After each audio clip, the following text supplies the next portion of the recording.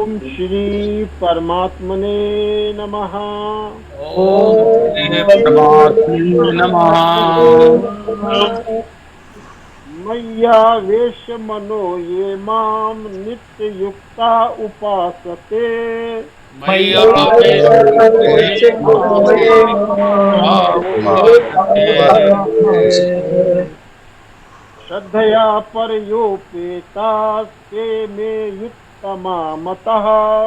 श्रद्धया प्रयोपेतास्ते मे युक्ततमा मताः। ये तु सर्वाणि कर्माणि मयि सन्न्यस्य मत्परः। ये तु सर्वाणि कर्माणि मयि सन्न्यस्य मत्पराः। अनन्येनैव योगेन मां ध्यायन्त उपासते। अनन्येनैव योगेन मां ध्यायन्त उपासते। तेषाम् अहं समुद्धर्ता मृत्युसंसारसागरात्। अहं समुद्धर्ता संसारसागरात्। भवामि न चिरात् पार्थ मय्यावेशितचेतसाम्। भवामि न चिरात् पार्थ मय्यावेशितचेतसाम्। अद्वेष्टा सर्वभूतानां मैत्रः करुण एव च। द्वेष्टा सर्वभूतानां मैत्रः करुण एव च। निर्ममो निरहङ्कारः सम दुःखा सुखाक्षमी। निर्ममो निरहङ्कारः दुःख सुखावह। सन्तुष्टः सततं योगी यतात्मा दृढनिश्चयः। सन्तुष्टः सततं योगी यतात्मा दृढनिश्चयः। मयि अर्पितो मनो बुद्धिर्यो मद्भक्तः स मे प्रियः। मयि अर्पितमनो बुद्धिर्यो मद्भक्तः स मे प्रियः। यस्मानो दुदिते लोको लोकानो दुदिते च यः। यस्मान्नो विद्यते लोकानां विद्यते। हर्षामर्षभयोद्गैर्मुक्तो यः स च मे प्रियः। हर्षामर्षभयोद्वेगैर्मुक्तो यः स मे प्रियः। अनपेक्षः शुचिर्दक्ष उदासीनो गतव्यथः। अनपेक्षः सुचिर्दक्ष उदासीनो गतव्यतः। सर्वारंभ परित्यागी यो मद्भक्तः स मे प्रियः। सर्वारंभ परित्यागी मद्भक्तः स मे प्रियः। यो न हृष्यति न द्वेष्टि न शोचति न कांक्षति। यो न हृष्यति न द्वेष्टि न शोचति न कांक्षति। शुभाशुभ परित्यागी भक्तिमान्यः स मे प्रियः। शुभाशुभ परित्यागी भक्तिमान्यः स मे प्रियः। समः शत्रौ च मित्रे च माना अपमानयोः।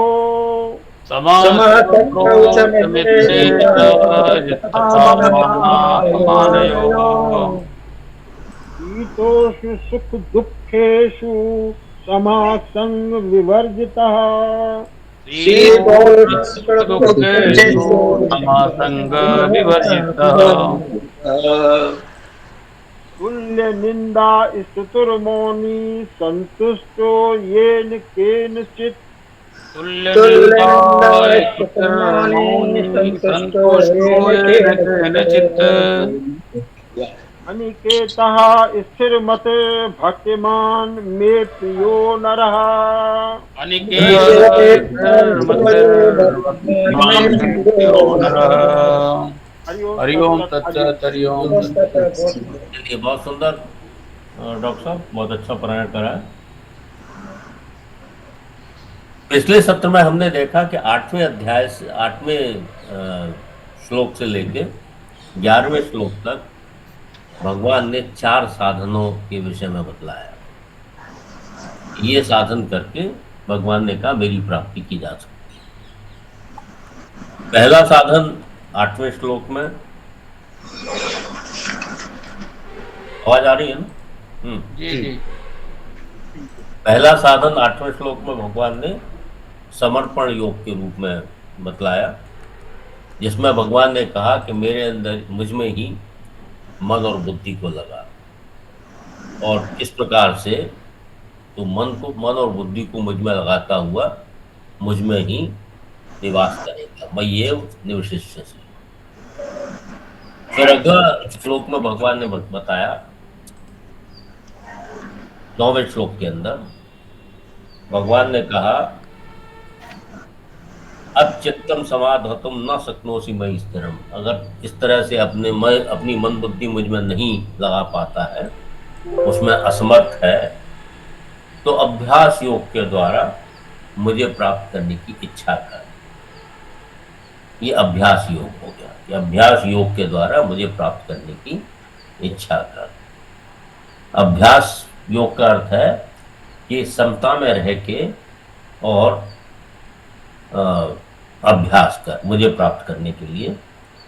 जैसे जो भगवान की प्राप्ति के उद्देश्य से जो भी कार्य किया जाता है, भजन नाम जप आदि, ये सब अभ्यास योग के अंतर्गत आ जाते हैं। 10वें श्लोक में भगवान ने बतलाया कि अगर तू ये भी करने में असमर्थ अपने आप को पाता है, अभ्यासेप्य समर्थोसी मत कर्म परमो भव, तो तू मत कर्म परमो, मेरे लिए कर्म करने के परायण हो जा। और इस प्रकार मेरे लिए कर्म करते हुए मदर्थम अपि कर्माणि कुर्वन् सिद्धिम अवाप्स्यसि, तो सिद्धि को मतलब मुझे प्राप्त कर जाए। तो ये भक्ति योग का विषय हो गया। फिर भगवान ने चौथा जो ऑल्टरनेटिव दिया, जो चौथा साधन बतलाया, उन्होंने कहा अच्छा ये भी करने में अगर तू अपने को असमर्थ पाता है तो सर्व कर्म फल त्यागम, कि सारे कर्मों के फलों की त्याग कर दे। ततः कुरु यथात्मान, मतलब मन इंद्रियों को वश में करके संपूर्ण कर्मों के फल की इच्छा का त्याग कर दे, उससे भी मेरी प्राप्ति हो जाएगी।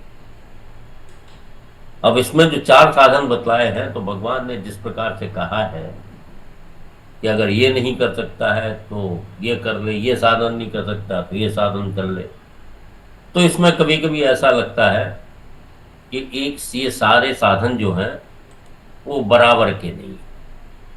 ये जब हम कहते हैं ना अच्छा तू ये नहीं कर सकता तो ये कर ले, तो ऐसा लगता है कि क्योंकि वो करने में असमर्थ है और ये कर सकता है, तो ये साधन जो है कंपैरेटिवली निम्नता है। लेकिन ऐसी बात यहाँ नहीं है, यहाँ सारे साधन बराबर हैं।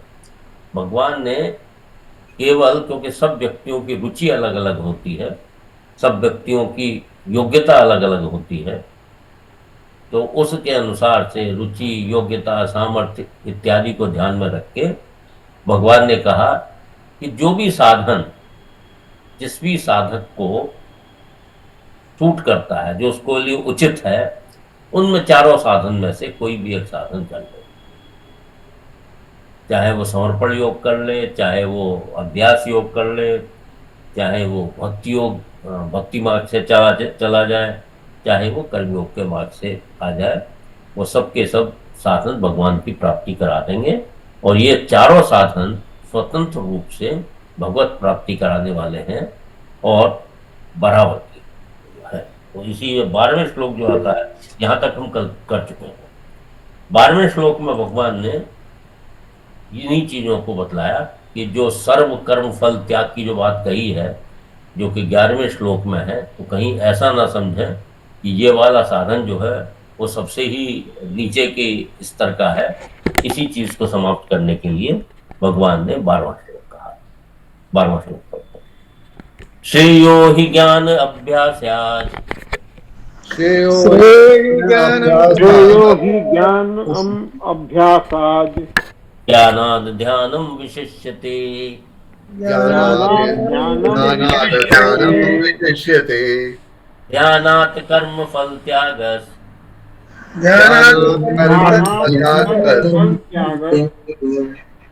त्यागात् शान्तिरनन्तरम् अनंतरम श्रेयो हि ज्ञान अभ्यास्यात् ज्ञानाद् ध्यानं विशिष्यते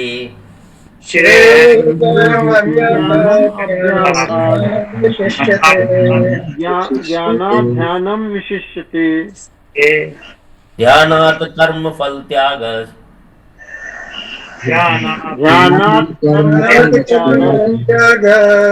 त्यागात् शान्तिरनन्तरम् अनंतरम श्रेयः हि ज्ञानम अभ्यासात्। बच्चे देख लीजिए, ज्ञानम माँ में हल लगा, अभ्यासात ज्ञा जो है वो ता में बदलेगा। ये संधि के नियमों के अनुसार ये जा हो गया है। ज्ञानात् ध्यानम विशिष्यते। श्रेय मतलब श्रेष्ठ है, ज्ञानम ज्ञान, अभ्यासात पंचमी लग गई अभ्यास से, ज्ञानात् ध्यानम विशिष्यते और ज्ञान से ध्यानम ध्यान विशिष्यते श्रेष्ठ है। तो पहली लाइन में भगवान ने कहा कि ज्ञान जो है वो अभ्यास से श्रेष्ठ है और ध्यान जो है वो ज्ञान से श्रेष्ठ है। फिर आगे आया ध्यानात् कर्म फल त्याग। ध्यान से कर्म फल त्याग, कर्म फल का त्याग श्रेष्ठ है। त्यागस सा जो है विसर्ग में बदला, त्यागात चा जो है वो त में बदला और छ जो है या छत्व संधि लगी हुई है शा में बदला। तो त्यागात शांति ही रा जो है विसर्ग में बदला अनंतरम। तो त्याग फिर क्या कहा, ध्यानात् कर्म फल त्याग, और ध्यान से कर्म फल त्याग, कर्मों के फल की इच्छा का त्याग श्रेष्ठ है ही, क्योंकि त्यागात अनंतरम शांति ही, क्योंकि त्याग से तत्काल ही परम शांति को प्राप्त हो जाता है। परम शांति को प्राप्त होना और परमात्मा को प्राप्त होना एक ही बात। तो यहां भगवान ने कहा, यहां जो 4 शब्द आए, अभ्यास, ज्ञान, ध्यान और कर्मफल त्याग, ये 4 पद भगवान ने दिए हैं। तो अभ्यास जो यहाँ कहा है वो अभ्यास योग नहीं है, वो केवल अभ्यास है। किसी चीज पर बार बार उसको ट्राई करते रहना, जैसे बार बार मन लगाना किसी वस्तु पर, किसी विषय पर, तो अभ्यास हो गया। ज्ञान का मतलब यहाँ तत्व ज्ञान ना लेके शास्त्र ज्ञान किया जाए, और शास्त्र ज्ञान को जो है वो अधूरा ज्ञान माना गया। हम तो शास्त्र तो पढ़ लिए, लेकिन अगर उसके अनुसार हमने आचरण नहीं किया, उसको जीवन में नहीं उतारा, तो वो अधूरा ज्ञान, उसको कई जगह अज्ञान भी कहते हैं। तो ज्ञान का अर्थ है शास्त्र ज्ञान। ध्यान का अर्थ जो है ध्यान योग ना लेके मन की एकाग्रता लिया गया है। और कर्मफल त्याग मतलब कर्मफल के त्याग की इच्छा। तो भगवान यहां ये कहना चाह रहे हैं कि श्रेय ज्ञानम अभ्यासात्, ये अभ्यास रूपी क्रिया से शास्त्र ज्ञान श्रेष्ठ है। अभ्यास रूपी क्रिया, अभ्यास योग नहीं है, अभ्यास रूपी क्रिया से शास्त्र ज्ञान श्रेष्ठ है। मन की एकाग्रता मतलब जो ध्यान है वह शास्त्र ज्ञान से श्रेष्ठ है। और कर्मफल त्याग, कर्मफल की इच्छा का त्याग जो है वो ध्यान अर्थात जो मन की एकाग्रता है उससे श्रेष्ठ है। कहने का अर्थ यह है कि शास्त्रों के अध्ययन और सत्संग के द्वारा आध्यात्मिक जानकारी तो प्राप्त कर ले, पर ना तो उसके अनुसार वास्तविक तत्व का अनुभव करे और ना ध्यान अभ्यास और कर्मफल त्याग रूप किसी साधन का अनुष्ठान ही करें। ऐसे केवल शास्त्रों की जानकारी के लिए यहाँ ज्ञानम पद आया है और उस ज्ञान को उपयुक्त अभ्यास की अपेक्षा श्रेष्ठ कहने का तात्पर्य है कि आध्यात्मिक ज्ञान से रहित अभ्यास भगवत प्राप्ति में उतना सहायक नहीं होता जितना अभ्यास से रहित ज्ञान सहायक होता है। उसी प्रकार से हम दूसरी चीजें को भी समझना चाहिए कि जैसे जैसे यहाँ ज्ञान की चर्चा की गई है उसी प्रकार से ज्ञानात् ध्यानम विशिष्यते, यहाँ ध्यान शब्द केवल मन की एकाग्रता रूप क्रिया का वाचक है, ध्यान योग का वाचक नहीं है। इस ध्यान में शास्त्र ज्ञान और कर्मफल त्याग नहीं है। ऐसा ध्यान उस ज्ञान की अपेक्षा श्रेष्ठ है जिस ज्ञान में अभ्यास, ध्यान और कर्मफल त्याग नहीं है। कहने का तात्पर्य यह है कि अभ्यास जिसके अंदर शास्त्र ज्ञान, मन की एकाग्रता और कर्मफल की त्याग नहीं है, ऐसे अभ्यास से अच्छा ज्ञानम अभ्यासात अच्छा जो है वो शास्त्र ज्ञान है। और ऐसा शास्त्र ज्ञान जिसमें न अभ्यास है, न मन की एकाग्रता है, न कर्मफल त्याग की भावना है, ऐसे ऐसे ज्ञान से ध्यान श्रेष्ठ है, मतलब मन की एकाग्रता श्रेष्ठ है। उस तरह से हमें इसको समझना चाहिए। तो दो चीजें इसमें कह दी गई हैं कि अभ्यास का मतलब केवल अभ्यास रूपी क्रियाएं है, ज्ञान का मतलब केवल शास्त्र ज्ञान है, तत्व ज्ञान नहीं, और ध्यान का अर्थ जो है मन की एकाग्रता है और कर्मफल त्याग। तो यहाँ कर्मफल त्याग को सबसे ऊपर कर दिया गया है।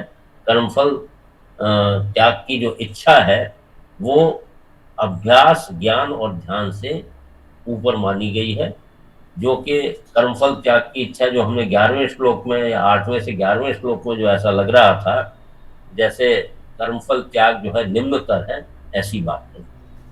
तो इसी बात को कहने के लिए भगवान ने कहा है कि ये जो चारों साधन बतलाए गए हैं 8वें से लेके और 11वें श्लोक तक, वो चारों के चारों साधन कल्याण करने वाले हैं और उनका जो फल है वो भगवत प्राप्ति के रूप में ही है। यहाँ एक एग्जाम्पल स्वामी जी ने दी है, जैसे भूख सबकी एक सी ही होती है और भोजन करने पर तृप्ति का अनुभव भी सबको एक ही होता है। भूख सबकी एक सी होती है और जब भोजन कर लेते हैं तो तृप्ति भी सबकी एक, तृप्ति का जो अनुभव होता है वो भी एक सा होता है, पर भोजन की रुचि सबकी भिन्न भिन्न होने के कारण भोज्य पदार्थ भी भिन्न भिन्न होते हैं। तो भोजन की जिसकी जैसी रुचि है उस हिसाब से भोज्य पदार्थ तो अलग है। तो भोजन करने इससे जो तृप्ति होती है वो भी एक सी है और भूख भी सबकी एक सी लगती है, लेकिन भोज्य पदार्थ जो है वो भिन्न भिन्न हो सकते हैं। इसी तरह साधकों की रुचि, विश्वास और योग्यता के अनुसार साधन भी भिन्न भिन्न होते हैं, पर भगवान की अप्राप्ति का दुख तथा भगवत प्राप्ति की अभिलाषा, मतलब अभिलाषा वही भूख से उसका कंपैरिजन कर दिया है कि भगवत प्राप्ति की अभिलाषा सभी साधकों में एक ही होती है। अर्थात भगवान को प्राप्त करने की भूख सभी साधकों में एक सी ही होती है। साधक चाहे किसी भी श्रेणी का क्यों न हो, साधन की पूर्णता के बाद भगवत प्राप्ति रूप आनंद की अनुभूति अर्थात तृप्ति भी सबको एक जैसी होती। तो यहाँ केवल साधन की भिन्नता इन श्लोकों में बताई गई है और जो भगवान को प्राप्त करने की अभिलाषा जिसको हमने भूख से कंपेयर किया है, तो भगवान को प्राप्त करने की अभिलाषा सब में एक सी है और प्राप्त हो जाने के बाद तृप्ति भी एक जैसी होती है। केवल साधनों की भिन्नता है। जिस प्रकार से भोज्य पदार्थ भिन्न होते हैं उस प्रकार से साधन भिन्न हो सकते हैं, लेकिन भगवान को प्राप्त करने की अभिलाषा अर्थात भूख एक जैसी होती है और भगवान की प्राप्ति के पश्चात जो तृप्ति होती है वो भी सभी साधकों एक सी हो। इस बात को यहाँ विशेष प्रकार से बतलाया गया है। इसी प्रकार अर्जुन को निमित्त बनाकर भगवान ने मनुष्य मात्र के कल्याण के लिए 4 साधन बतलाए हैं, जो भी जिसकी चर्चा हुई है। समर्पण योग, अभ्यास योग, भगवान के लिए ही संपूर्ण कर्मों का अनुष्ठान और सर्व कर्म फल त्याग। यद्यपि चारों साधनों का फल भगवत प्राप्ति है, तथापि साधकों में रुचि, श्रद्धा, विश्वास और योग्यता की भिन्नता के कारण ही भिन्न साधनों का वर्णन हुआ है। वास्तव में चारों ही साधन समान रूप से स्वतंत्र और श्रेष्ठ हैं, इसलिए साधक जो भी साधन अपनाए उसे उस साधन को सर्वोपरि मानना चाहिए। जो भी साधन अपनाए वो कहे तो यही साधन श्रेष्ठ है, क्योंकि वही साधन की उसके अंदर पात्रता है, इसलिए जो भी साधन अपनाए वही उसके लिए सर्वश्रेष्ठ। ये बात कल भी बतलाई गई थी। कुछ प्रश्न आया था कि ये साधन ज्यादा अच्छा है, ये खराब है। ये सब अपनी अपनी रुचि के अनुसार है। इसमें किसी की रुचि कैसी होती है, किसी की रुचि अलग तरह की होती है। तो साधन रुचि के अनुसार है, लेकिन भगवत प्राप्ति की जो तृप्ति है वो सब में बराबर है। ठीक है। हाँ, अमिताभ जी कुछ कह रहे हैं? जी प्रणाम सर। क्वेश्चन है सर। हम्म। एक तो ये है कि जो अभ्यास समर्पण योग वाला जो श्लोक है सर, 8वां वाला श्लोक, तो उसमें जो चीज़ लिखी हुई है कि मुझ में मन को लगा और मुझ में ही बुद्धि को लगा, इसके उपरांत तो मुझ में ही निवास करेगा, इसमें कुछ भी संशय नहीं है। तो सर इस उससे मतलब शब्दों के इस खुलासे से समर्पण की बात कहाँ से आ गई सर इसमें? जब मन बुद्धि जहां लग जाते हैं तो वहां व्यक्ति स्वयं भी लग जाता है।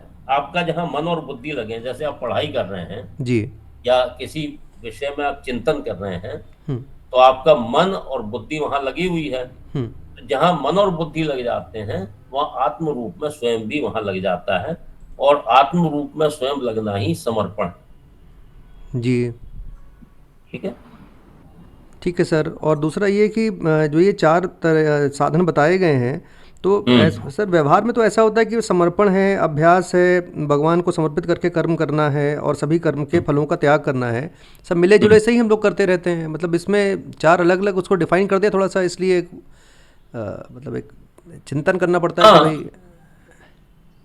भगवान यहाँ ये बात बतलाई जा रही है, इन साधनों में से जो साधन जिसमें आपकी रुचि हो और जिसको आप सहजता से कर सकते हैं वो साधन आप अपना लीजिए।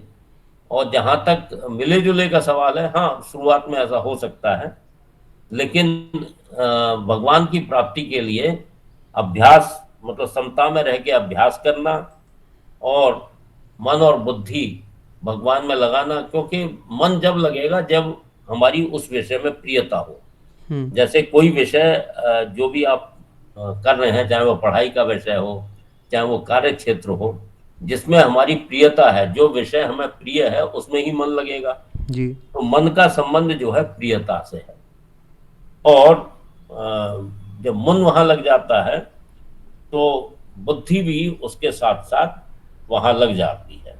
और जब मन बुद्धि जब लग जाते हैं कहीं, तो वहां स्वयं भी आत्म रूप में भी लग जाता है।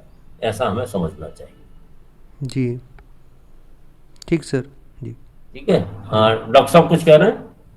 सर 2 छोटे छोटे से सवाल उठ रहे थे कि ये तो भक्ति योग का प्रसंग चल रहा है 12वां अध्याय, और यहाँ पर इस श्लोक में जो अभी है 12वां वाला, इसमें ये बताया है कि कर्मयोग श्रेष्ठ है। हाँ वो इसलिए क्योंकि जिस प्रकार से 8वें से 11वें श्लोक तक ऐसा लग सकता है कि कर्मयोग जो है वो सबसे निम्नतर है, सबसे नीचे स्तर का है, उस चीज को यहाँ समाप्त करने के लिए भगवान ने यहाँ ध्यानात् कर्म फल त्यागात् शांति अनंतरम, क्योंकि त्याग से तत्काल ही परमात्मा की प्राप्ति हो जाती है। तो ये चीज, ये भावना हटाने के लिए कि कर्मयोग जो है वो निम्नतर है, उसको हटाने के लिए यहाँ भगवान ने 12वां श्लोक कहा है। जी सर, एक छोटा सा और था सब, बिल्कुल जरा सा प्रश्न है, क्या भगवान को प्राप्त होना और मुक्ति सिनोनिमस समझा जाए या अलग अलग?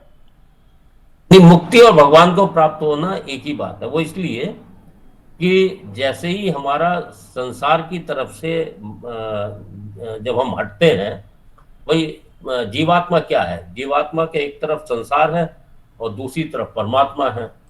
तो और हमारी जो नेचुरल जो चीज है, जैसे पानी समुद्र की तरफ जाता है, उसी प्रकार से हमारी जो स्वाभाविक गति है वो परमात्मा की तरफ है।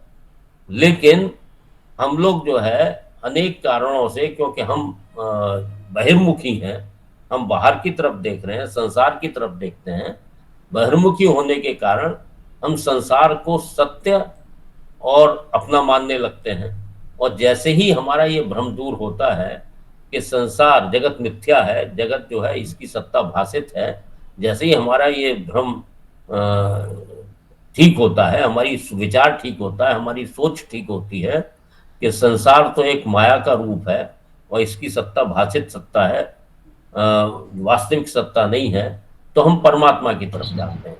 तो जैसे ही हम संसार का त्याग करते हैं तो हमारी स्थिति ऑटोमेटिकली जो है परमात्मा में हो जाती है।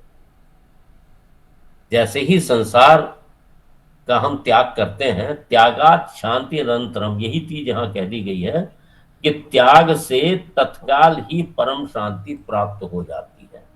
तो जैसे ही हमने संसार से संबंध विच्छेद किया तो ऑटोमेटिकली हमारी स्थिति परमात्मा में हो जाती है। यही प्रश्न था, कुछ और? जी सर, यही प्रश्न था और मैं संतुष्ट हो गया आंसर। धन्यवाद सर। मेरा एक सवाल था सर। हाँ जी सर, मैं ये पूछना चाहता था कि जीव आत्मा हम बोलते हैं, जीव तो अलग है और आत्मा अलग है, ऐसा नहीं है? अच्छा, बहुत अच्छा सवाल है। देखिए, आत्मा एक, हम ऐसा मान के चलते हैं कि आत्मा एक जेनेरिक शब्द है। आत्मा एक जेनेरिक शब्द है। जब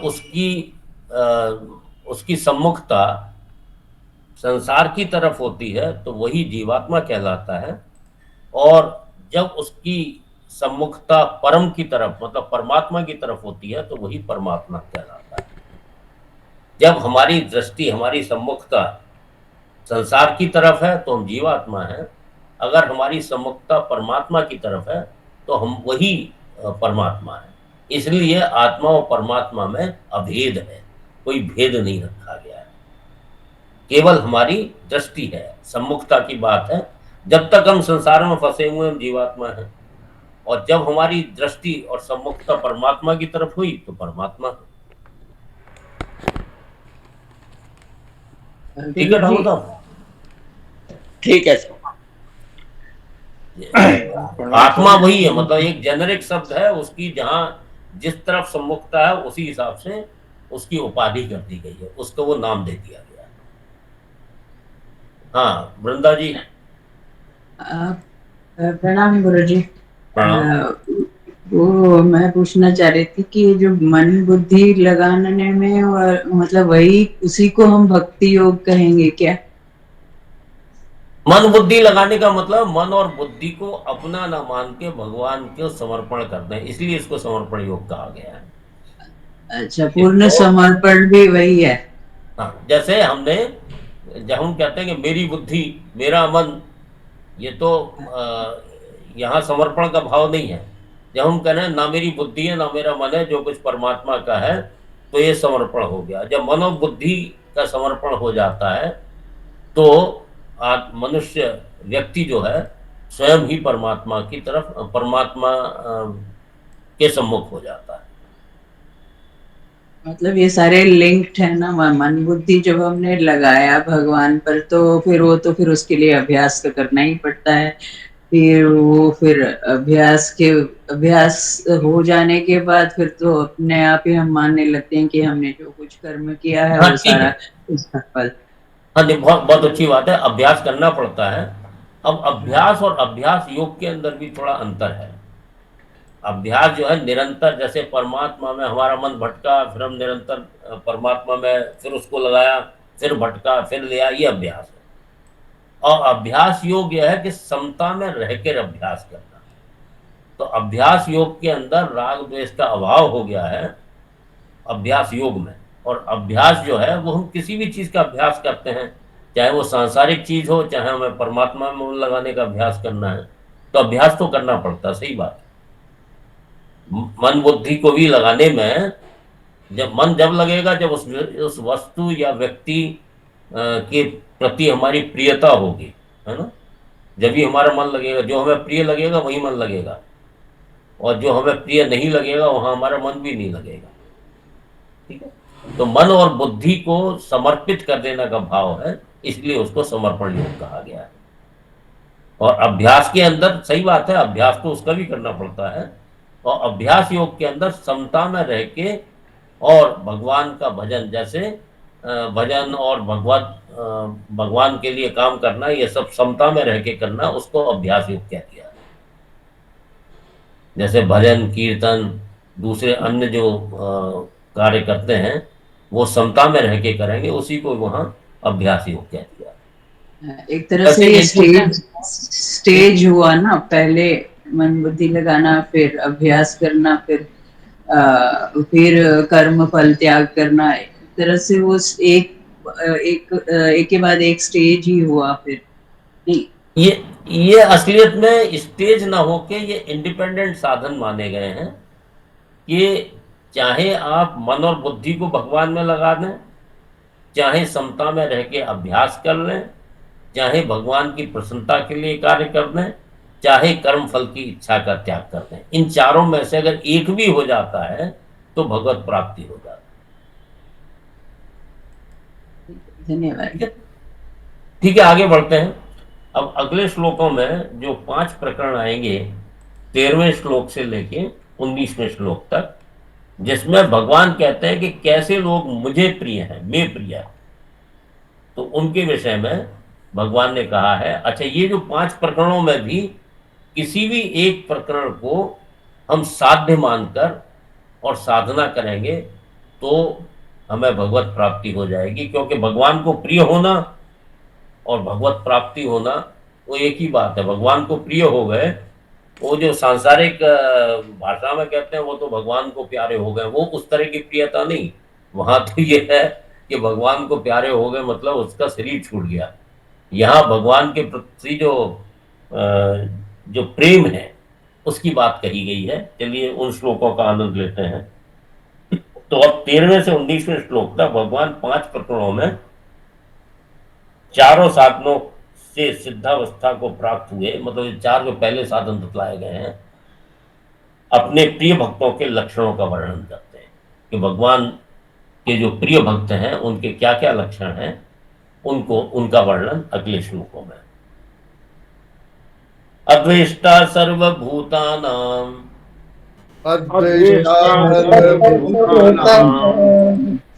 मैत्रः करुण एव च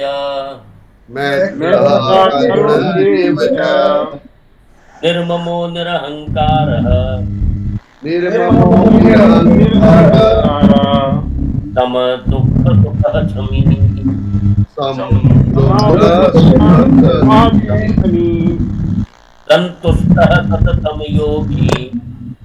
संतुष्टः सततं योगी यतात्मा दृढ़ निश्चयः मयि अर्पित मनो बुद्धिर् यो मद्भक्तः समे प्रियः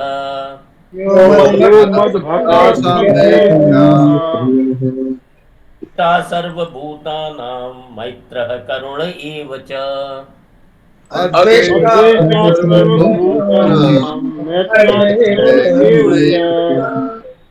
निर्ममो निरहंकारः सम दुःख सुख शमी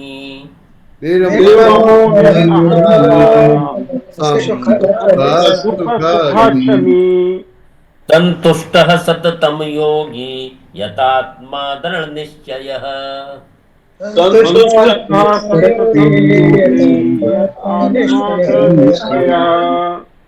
मयि अर्पित मनो बुद्धिर यो मद भक्त समे प्रियः। मयि अर्पित मनो बुद्धि यो मद्भक्ता मे प्रियः। तो पहले प्रकरण के अंदर भगवान ने अपने जो सिद्ध भक्त हैं उनके लक्षणों का यहाँ वर्णन किया है। अद्वेष्टा सर्वभूतानाम, सब प्राणियों में अद्वेष्टा, द्वेष भाव से रहित।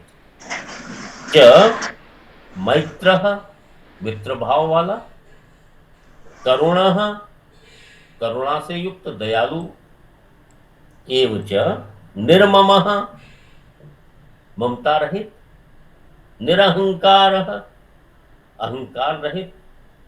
सम दुख सुख, सुख और दुख में सम रहने वाला।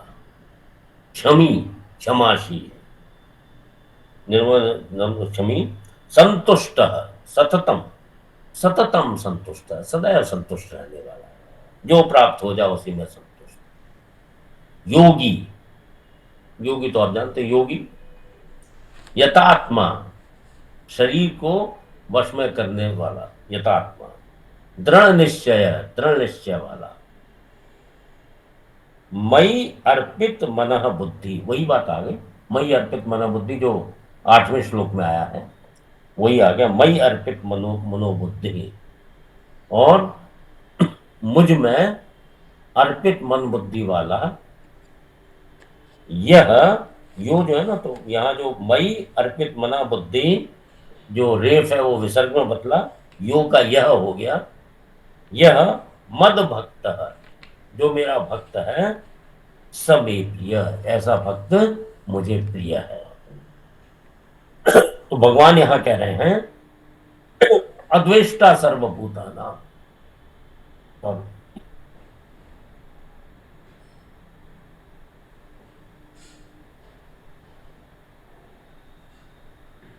अब हमें द्वेष किससे होता है? जो हमारा अनिष्ट करता है उससे हमें द्वेष हो जाता है। अनिष्ट भी, अनिष्ट करने वाला कौन है? या तो वो इष्ट की प्राप्ति में, इष्ट क्या होता है? जैसे धन, मान, बढ़ाई, आदर, सत्कार, इनकी प्राप्ति में जो बाधा डालने वाला है उसको हम कहेंगे कि इष्ट में बाधा डालने वाला, तो ये भी अनिष्ट करने वाला हो गया। और अनिष्ट पदार्थ, क्रिया, व्यक्ति, घटना आदि से संयोग कराने वाला, वो भी हमारा अनिष्ट हो गया। तो ऐसे लोगों के प्रति हमारा द्वेष हो जाता है। तो भगवान कह रहे हैं अद्वेष्टा सर्वभूतानाम, किसी के भी प्रति जिसका कोई दोष नहीं है,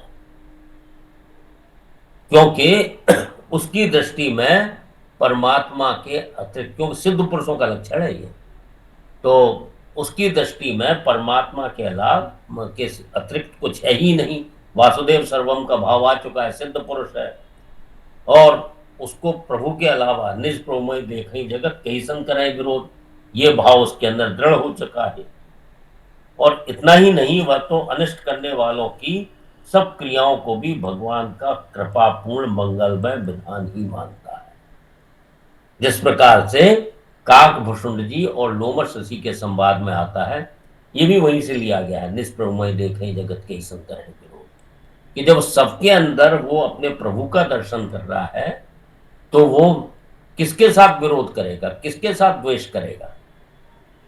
और वह तो ये मानता है। उसके बाद उसी संवाद के अंदर कह दिया है कि ये इसमें ऋषि का कोई दोष नहीं है, लोमश ऋषि का कोई दोष नहीं है, ये तो भगवान ने मेरे प्रेम की परीक्षा करने के लिए ऋषि की बुद्धि फेर दी, यही लिखा हुआ है ना मानस के अंदर। तो यहाँ हालांकि उन्होंने उनको कौवा बना दिया, लेकिन फिर भी काकभूषुंड जी के मन में, वैसे उनका नाम भूषुंड शर्मा था, काकभूषुंड जी के मन में कोई उन लोमश ऋषि के प्रति द्वेष नहीं आया। क्या देखा? पहली चीज तो उन्होंने कहा निज प्रभु में देखें जगत कैसन करें विरोध, ये भाव। और दूसरा उन्होंने कहा कि इसमें ऋषि के तो कोई मतलब ही नहीं है, ऋषि का क्या दोष है इसमें, ये तो भगवान ने मेरे प्रेम की परीक्षा लेने के लिए भगवान ये ऋषि लोमश ऋषि की बुद्धि पलट दी। तो यहाँ क्या है कि वो अनिष्ट करने वालों की भी सब क्रियाओं को भी भगवान की कृपापूर्ण मंगलमय विधान मानता है, जैसा उस प्रसंग से हमें स्पष्ट होता है। ठीक है, कि उसको कौवा बना दिया, वो कहते हैं इसमें कोई ऋषि का कोई दोष नहीं है, ये तो भगवान ने मेरे प्रेम की परीक्षा के लिए किया था। तो वही बात यहाँ कह दी गई है कि वो इसको भी भगवान की कृपा मानता है, कौवा बना दिया तो भगवान की कृपा है। अदृष्टा सर्वभूताना, मैत्र मित्र भाव वाला, भक्त के अंतःकरण में प्राणी मात्र के प्रति द्वेष का अत्यंत अभाव हो जाने के कारण संपूर्ण प्राणियों में भगवत भाव होने के नाते उसका सबसे मैत्री और दया का व्यवहार होता है, उस सबसे उसकी मित्रता होती है और सबके प्रति उसका दया का भाव होता है। जिस प्रकार से भगवान सबके सुहृद हैं, भगवान किसी का बुरा कर ही नहीं सकते हैं, तो भगवान सबके सुहृद हैं। वही बात जो है उनके सिद्ध भक्तों में भी होती है कि वो सुहृदः सर्वदेहिनाम, कि वो सब प्राणियों के सुहृद होते हैं और सब प्राणियों का भला ही सोचते हैं, भला ही करते हैं। हालांकि कई बार हमको लगते हैं कि भगवान ने हमारा बहुत कुछ बिगाड़ दिया, लेकिन ऐसा नहीं होता है। भगवान जो है सब पर कृपा करने, रास्ता अलग है, थोड़ा सा कटीले रास्ते भी से भी भगवान कभी बाहर निकाल के ले जाते हैं। तो भगवान सबके सुहृद हैं, इसी प्रकार उसके जो सिद्ध जन है, सिद्ध भक्त हैं, वो भी सबके सुहृद होते हैं। मानस को इसको बड़ा सुंदर तरीके से कह दिया है, हेतु रहित जग जुग उपकारी, कि जो हेतु के रहित, जो स्वभाव से ही संसार का उपकार करने वाले ऐसे दो ही लोग हैं। कौन? तुम तुम्हारे सेवक असुरारी।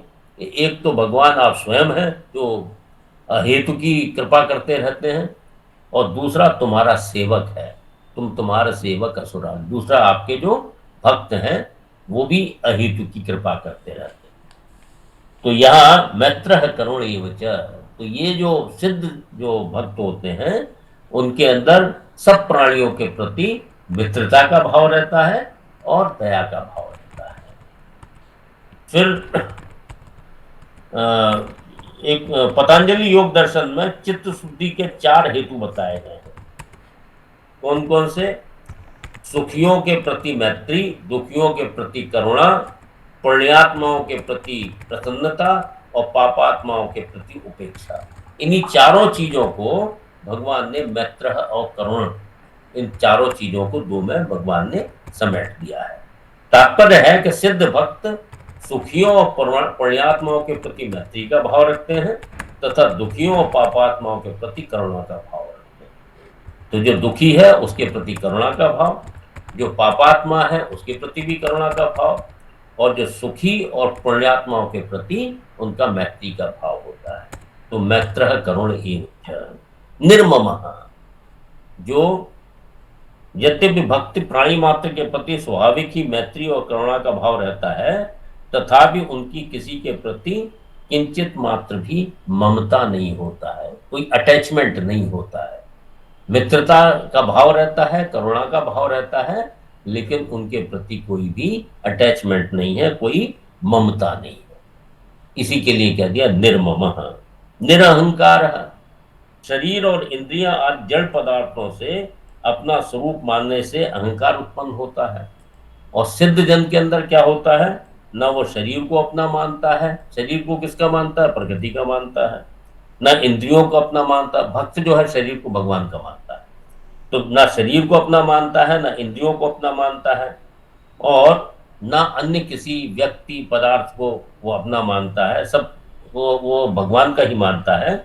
इसलिए उसकी शरीर आदि के प्रति किंचित भी अहम बुद्धि नहीं होती। अहम बुद्धि क्या होती है? ये मेरा है या मेरे लिए है। तो इस प्रकार से अहम बुद्धि न होने से वो निरअहंकार होता है। सम सुख दुख, भक्त सुख और दुख की प्राप्ति में सम रहता है, अर्थात अनुकूलता प्रतिकूलता उसके हृदय में राग द्वेष हर्ष शोक आदि विकार पैदा नहीं कर सकते हो। ठीक है। क्षमी क्षमाशील होता है, अपने प्रति कुछ भी कर दे, कोई अगर उसका अनिष्ट भी करना चाहे उसके प्रति भी वो क्षमा का भाव रखता, ना केवल वो स्वयं दंड देना चाहता है, वो ये भी नहीं चाहता है कि कोई और चाहे परमात्मा ही उसको दंड दे, ऐसा भी वो नहीं चाहता है। संतुष्ट सततम, सदैव संतुष्ट रहने वाला है। भगवान के भक्त उस नित्य निरंतर रहने वाले संतोष की ओर यहाँ लक्ष्य कराया गया है, जिसमें ना तो कभी कोई अंतर पड़ता है और ना कभी अंतर पड़ने की संभावना ही रहती है। कर्मयोग, ज्ञान योग या भक्ति योग, किसी भी योग मार्ग से सिद्धि प्राप्त करने वाला महापुरुष में ऐसी संतुष्टि जो वास्तव में निरंतर ही रहती है। तो जो क्योंकि संतुष्टि इसलिए रहती है कि जो प्राप्त शब्द, जो प्राप्य वस्तु है वो उसको मिल चुकी है, वो तो प्राप्त प्राप्तव्य हो चुका है और सांसारिक वस्तु से उसका वैराग्य हो चुका है। तो निरंतर संतुष्टता की स्थिति बन गई उसकी कि जो प्राप्त वस्तु है, जो प्राप्य वस्तु है वो उसे मिल चुकी है, भगवान की प्राप्ति हो चुकी है। और जिस वस्तु के अंदर उसकी कोई ममता या आसक्ति नहीं है, उससे उसे कोई मतलब नहीं है, इसलिए वो संतुष्ट, सततम संतुष्ट है, वो सदैव संतुष्ट रहने वाला है। और योगी भक्ति योग के द्वारा परमात्मा को प्राप्त नित्य निरंतर परमात्मा से संयुक्त पुरुष का नाम यहाँ योगी है। भक्ति योगी को ही यहाँ योगी कहा गया। यथात्मा, जिसका मन बुद्धि इंद्रियों सहित शरीर पर पूर्ण अधिकार है, वो यथात्मा है। यत जहां लग जाता है वो वश का ही भाव आ जाता है, यथा। सिद्ध भक्त को मन बुद्धि आदि वश में करने नहीं पड़ते, प्रत्येक वो स्वाभाविक ही उसके वश में रहते हैं। दृढ़ निश्चय, उसका तो दृढ़ निश्चय रहता है। परमात्मा को प्राप्त भी जो प्राप्ति हुई है भगवान की, वो भी उसको दृढ़ निश्चय के कारण ही हुई है, क्योंकि जब तक दृढ़ निश्चय नहीं होता है कि हमको भगवान की प्राप्ति करनी है, तब तक प्राप्ति संभव नहीं है। दृढ़ निश्चय, मई अर्पित मनोबुद्धि, जो 8वें श्लोक की जो बात कही है समर्पण योग की, जब साधक एकमात्र भगवत प्राप्ति को ही अपना उद्देश्य बना लेता है और स्वयं भगवान का हो जाता है, जो कि वास्तव में है स्वयं भगवान का ही है, तब उसके मन बुद्धि भी अपने आप भगवान में लग जाते हैं। यह बद भक्त समी प्रिय, भगवान को तो सभी प्रिय है, परंतु भक्त का प्रेम भगवान के सिवाय और कहीं नहीं होता है। वो तो अनन्य भक्ति होगी ना, केवल भगवान में ही उसका प्रेम है और कहीं नहीं होता है। ऐसी दशा में ये यथा माम प्रपद्यन्ते तथा भजाम्य हम, इस प्रतिज्ञा के अनुसार भगवान को भी भक्त प्रिय होता है, क्योंकि भक्त को भगवान प्रिय और भगवान को भक्त प्रिय है।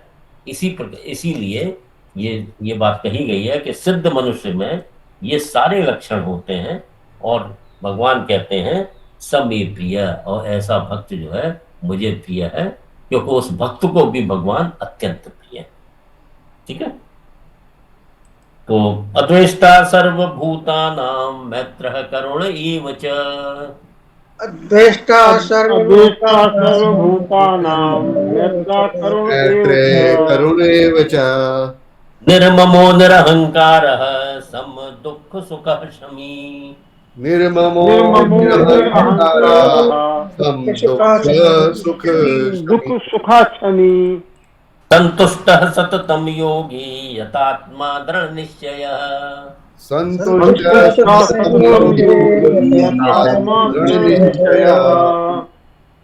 मयि अर्पित मनो बुद्धिर यो मद्भक्तः समे प्रियः,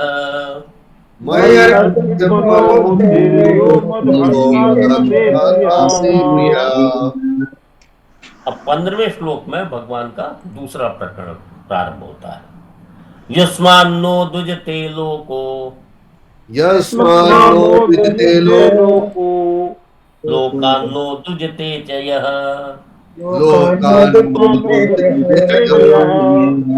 हर्षामर्ष भयोद्वेगैर्,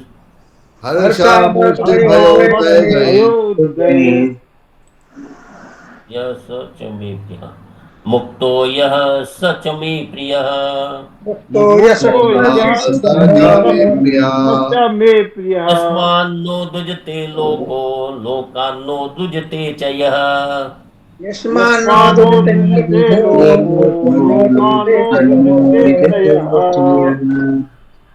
हर्षामर्ष भयोद्वेगैर्मुक्तो यः सच मे प्रियः मुक्तो यः सच मे प्रियः। बच्चे देख लीजिए, यस्मात् जिससे, न उद्विजते जिससे कोई भी प्राणी, उद्विजते उद्विग्न नहीं होता है, अशांत नहीं होता है, क्षुब्ध नहीं होता है। यस्मात् न उद्विजते लोको लोकः, तो यस्मात् लोकः न उद्विजते, जिससे कोई भी प्राणी उद्विग्न नहीं होता है, अशांत नहीं होता है। लोकात् न उद्विजते च यः, और यह लोकात् न उद्विजते, और जो किसी प्राणी से अशांत नहीं होता है, उद्विग्न नहीं होता है। हर्ष अमर्ष भय उद्वेगई मुक्ता, तो क्या है हर्ष? हर्ष आप जानते हैं, हर्ष अमर्ष होता है ईर्षा। जो हर्ष अमर्ष ईर्षा और भय और उद्वेग, ये चार चीजें बताएं कि हर्ष ईर्षा भय और अशांति, उद्वेग होगा अशांति, हलचल से मुक्त, हर्षामर्ष भयोद्वेगई मुक्त, इनसे जो रहित है, सच मे प्रिय, ऐसा भक्त भी मुझे प्रिय है। तो यहाँ भगवान ने कहा कि जिससे कोई प्राणी अशांत नहीं होता है, और जो वो भी किसी प्राणी से अशांत नहीं होता है, और जो हर्ष हर्ष इत्यादि सांसारिक चीजें हैं, हर्ष अमर्ष मतलब ईर्षा भय और अशांति, इनसे जो मुक्त है, ऐसा भक्त भी मुझे प्रिय है। ठीक है? अब यहाँ भक्त सर्वत्र और सब में अपने परम प्रिय प्रभु को ही देखता है, अतः उसकी दृष्टि में मन वाणी और शरीर से होने वाली संपूर्ण क्रियाएं एकमात्र भगवान की प्रसन्नता के लिए होती हैं। ऐसी अवस्था में भक्त किसी भी प्राणी को उद्वेग कैसे, अशांत कैसे कर सकता है? वो किसी को निष्प्रभ में देखे ही जगत वही है कि जब वो सब में ही परमात्मा देख रहा है, तो वो किसी को क्यों अशांत करेगा? लेकिन यहाँ एक एग्जाम्पल दिया गया है कि जो संत है वो तो किसी को अशांत नहीं करता है, लेकिन संत को अशांत करने वाले अनेक लोग मिल जाते हैं। जैसे भर्तहरि नीति शतक के अंदर एक प्रकरण आता है, जिसमें कहते हैं कि हरिण, मछली और सज्जन क्रमशः तृण जल और संतोष पर अपना जीवन निर्वाह करते हैं।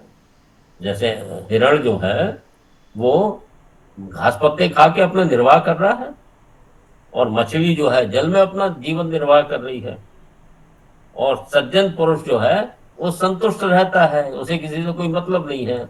उसमें जो भी उसके प्राप्त हो गया है सांसारिक वस्तु, या अगर भगवान को प्राप्त हो गया है, तो उसमें वो सदैव संतुष्ट रहता है और उसी तरह अपना जीवन निर्वाह करता है।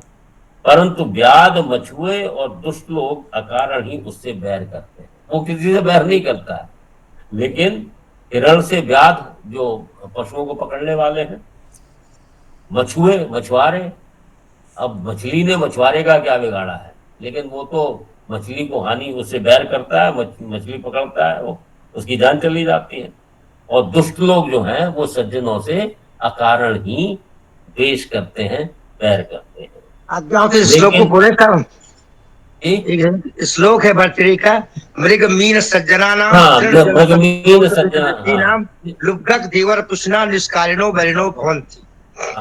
जगति भवन्ति नहीं, जगति, हाँ वही जगन्ति, हाँ, निष्कारण वैरिणो जगति। जी ठीक है। तो ये श्लोक जो है वो नीति शतक से लिया गया भर्तृहरि के। इनका कोई दोष नहीं है, लेकिन अकारण ही वो बैरभाव रखने वाले दूसरा है, ये उनकी प्रॉब्लम है, इनका कोई दोष नहीं है। इसी प्रकार से भगवान ने कहा यस्मान न द्विजते लोका, जो किसी से बैर नहीं रखता है, लोकान न द्विजते चयः। और पहले भगवान ने बतलाया कि भक्त से किसी प्राणी को उद्वेग नहीं होता। अब उपर्युक्त पदों से ये बताते हैं कि भक्त को खुद भी किसी प्राणी से उद्वेग नहीं होता, इसके क्योंकि वो तो सब में प्रभु के ही दर्शन करता है, इसीलिए भक्त को किसी प्राणी में उद्वेग नहीं होता, वो किसी प्राणी से अशांत नहीं होता है। हर समर्ष भय उद्वेग ही यह सच में प्रिया, और जो इनसे मुक्त है, जिसमें न हर्ष है, न ईर्षा है, न भय है और न ही अशांति है, इन चीजों से सिद्ध भक्त जो है मुक्त होता है। और भगवान कहते हैं ऐसा भक्त मुझे प्रिय है।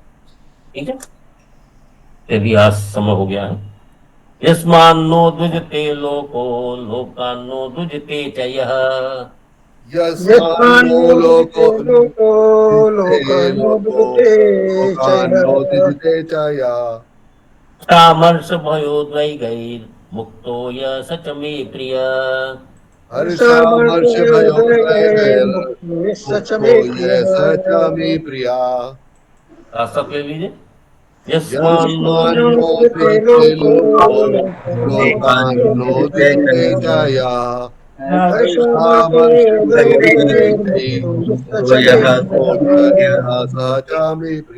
भयोद्वेगैर् सच मे प्रिया। भगवान ने 13 से 19 तक 5 प्रकरण में अपने भक्तों के लक्षणों की बात कही है। उनमें से 2 प्रकरण हम लोगों ने पढ़ लिए हैं, बाकी 3 प्रकरण हम अगले जब सत्र होगा उसमें पढ़ेंगे। तो आज यहीं तक। शनिवार को ये कक्षा नहीं होगी, शनिवार को शाम को ज्ञान संगम का कार्यक्रम है। ज्ञान संगम के कार्यक्रम में इस बार 2 वक्ता हैं। एक तो वेदांत का जो ओवरव्यू है उस पर बोलेंगे अनिकेत, क्या नाम है, अनिकेत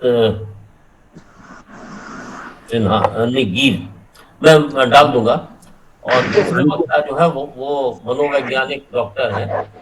तो वो जो सीनियर सिटीजन की जो मनोवैज्ञानिक समस्याएं हैं, जैसे लोग डिप्रेशन में चले जाते हैं, कोई काम वाम नहीं होता है, उपेक्षा के हो जाते हैं, ऐसे तो उस कारण जो समस्याएं होती हैं, मनोवैज्ञानिक समस्याएं होती हैं, वो उनका विषय है। ये पूरा चीज मैं डाल दूंगा, अभी ग्रुप में डाल देंगे तो उससे पता लग जाएगा। तो शनिवार को ये सत्र नहीं होगा सुबह का, जो 8 से 9 का होता है। शनिवार को हम 5 बजे से 7 बजे तक हमारा ज्ञान संगम का कार्यक्रम चलेगा। तो अगला जो गीता का सत्र है वो मंगलवार को होगा। ठीक है, हाँ, पांडे जी बोलिए। प्रणाम सर। प्रणाम। सर, ये अभी जो हम लोग पढ़े इसमें समता की बात खास तौर से बोली गई है। इस सब समभाव, तो ये समता में और ये जो हम लोग पढ़ते हैं वासुदेव सर्वम, कोई अंतर है क्या? अंतर मतलब दोनों भगवान की प्राप्ति कराने वाले हैं। वासुदेव सर्वम का भाव जो है एक भक्त के मन में होता है, और समता जो है वो कर्मयोग और ज्ञान योग का प्रापणीय तत्व है। समता कर्मयोग से भी आती है, समता ज्ञान योग से भी आती है। तो जो समता जो है बुद्धि में समता, तो वो ज्ञान योग और कर्मयोग का प्रापणीय तत्व, तो उससे वो प्राप्त हो जाता है। जो सिद्ध पुरुष है कर्मयोग के द्वारा, ज्ञान योग के द्वारा, उसके अंदर समता होती है। और वासुदेव सर्वम जो है वो भक्ति योग के प्रकरण में आ जाता है। बस इतना ही अंतर। ठीक है, ठीक। शांति पाठ। शांति पाठ। सर्वे भवन्तु सुखिनः, सर्वे